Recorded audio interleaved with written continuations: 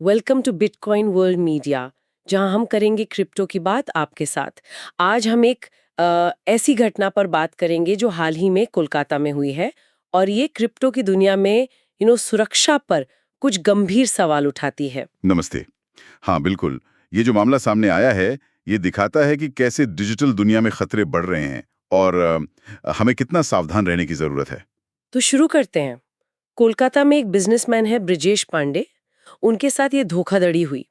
उन्हें बताया गया कि क्रिप्टो में बहुत अच्छा मुनाफा मिलेगा, और इस बहाने उन्हें पार्क सर्कस बुलाया गया। हाँ, रिपोर्ट के मुताबिक पहले उन्हें ईमो नाम की किसी शख्स ने कॉन्टैक्ट किया। फिर वहाँ उनकी मुलाकात सद्दाम नाम के एक और आदमी से हुई। लेकिन ये मीटिंग असल में एक जाल निकली। बिल्कुल। ब्रिजेश पांडे को जल्दी ही समझ आ गया कि कुछ गड़बड़ है, वो फंस चुके हैं। उन्हें जबरदस्ती एक गाड़ी में बिठाया गया। उनके साथ मारपीट भी हुई, और फिर करीब 8,90,000 रुपए कैश लूट लिए गए। और लूटने के बाद उन्हें ईएम बाईपास के पास एक सुनसान जगह पर छोड़ दिया।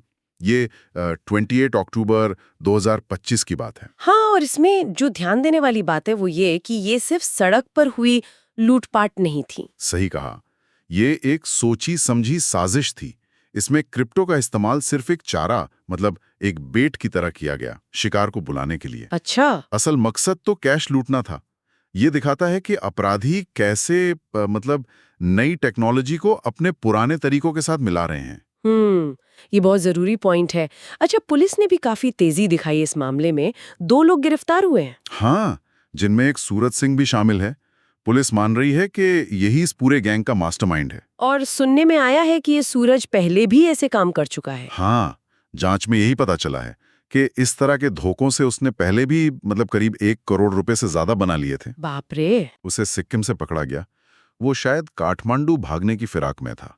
हो सकता है वहां कोई नया फर्जी क्रिप्टो का धंधा जमाने के लिए। पुलिस अभी भी गैंग के बाकी 4 लोगों को तलाश रही है, और सोर्सेज ये भी बता रहे हैं कि ये लोग नकली डिजिटल वॉलेट और फर्जी क्रिप्टो ट्रेडिंग प्लेटफॉर्म इस्तेमाल करते थे। हाँ, ये नकली वॉलेट जो होते हैं ना, हम्म। ये बिल्कुल असली ऐप या वेबसाइट जैसे दिखते हैं।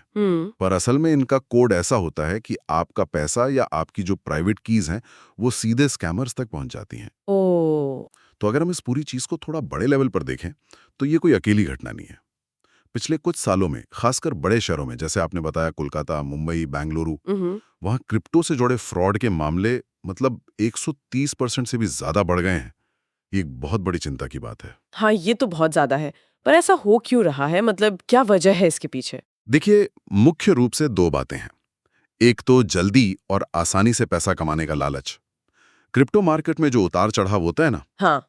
उसे देखकर कुछ लोग बिना ज्यादा सोचे समझे बड़े रिटर्न की उम्मीद में पैसा लगा देते हैं। हाँ। और दूसरी बात, क्रिप्टो की दुनिया अभी भी बहुत लोगों के लिए काफी नई है। सही बात है। तो इसकी ठीक से समझ नहीं है, और बस इसी चीज का फायदा ये स्कैमर्स उठाते हैं। हाँ, ये बात तो है। और ये स्कैमर्स ज्यादातर सोशल मीडिया पर एक्टिव रहते हैं शायद। बिल्कुल, सोशल मीडिया का इस्तेमाल करते हैं, गारंटीड और बहुत बड़े मुनाफे का वादा करते हैं, और जैसे ही उन्हें पैसा मिलता है वो गायब हो जाते हैं। हम्म। पुलिस भी अब मतलब ऐसे साइबर क्राइम से निपटने के लिए स्पेशल टीम बना रही है, टेक्नोलॉजी का इस्तेमाल कर रही है। लेकिन ये भी सच है कि कानूनी कार्रवाई तो अक्सर घटना होने के बाद ही शुरू होती है। हाँ, वो तो है। इसलिए सबसे जरूरी है कि हम पहले से जानकारी रखें और सावधानी बरतें। तो फिर यहाँ सबसे बड़ा सवाल यही आता है, क्वेश्चन। आम लोग इस तरह के क्रिप्टो धोखों से खुद को कैसे बचा सकते हैं?